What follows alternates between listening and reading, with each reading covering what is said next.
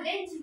अरे जिथे शिवभक्त उभे राहतात तिथं बंद पडते भल्यांची मती आणि मरणाची कोणाला भीती आदर्श आमचे राजे शिवछत्रपती राजे शिवछत्रपती सन्माननीय व्यासपीठ आदरणीय परीक्षक वर्ग वैद्य माझे मित्र मैत्रिणी मी कोड क्रमांक 16 आदर्श राजा छत्रपती शिवाजी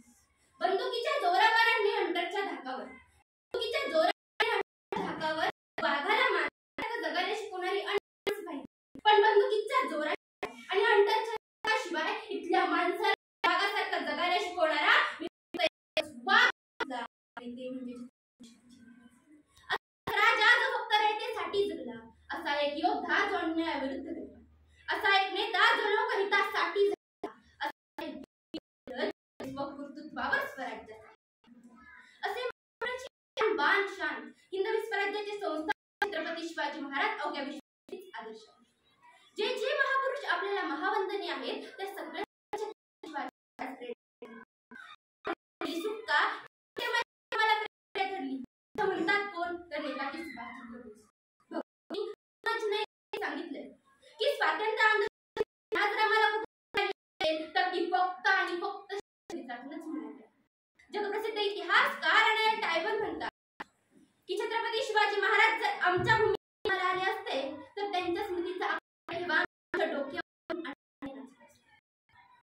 300 उलटून गेल्यावरही कोणाला सांगावं लागत नाही छत्रपती शिवाजी महाराज छत्रपती शिवाजी काय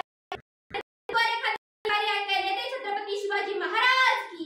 आणि आमच्या ओठातून कधी जय बाहेर पडतं हे आम्हालाच समजत नाही जणू काही आमच्या धमन्यातून सळसळणाऱ्या रक्ताच्या थेंबात थेंबा राजा शिवाजी आजही जिवंत आहे जणू काही जन्माला प्रत्येक मुलाच्या भाळ्यात जन्मताच इथली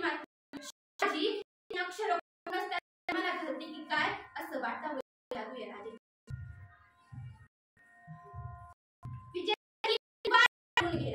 विजय सारखा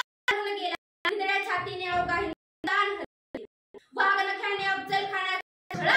गेला स्वर्गावर झाला देव झुकून गेला असं मर्द मराठा शिवबाहू देवाला दुधाचा अभिषेक करून सत्तेस झटणारे पण स्वतःच्या रक्ताचा अभिषेक करून स्वराज्य स्थापनेसाठी अहोरात्र झटणारा एकमेव राजा पाहिला ते म्हणजे छत्रपती शिवाजी राजांची स्वराज्याबद्दलची निष्ठा धैर्य शौर्य शेतकऱ्याच्या भाजीच्या देठालाही हात लागता कामा नये असं म्हणून शेतकऱ्यांवर पाड परस्त्रीला माते समान मानून तिचा आदर करणाऱ्या 18 जातीच्या मुलांना एकत्र घेऊन त्याचं तोरण बांधणाऱ्या शिवरायांचा तुम्ही आम्ही सगळे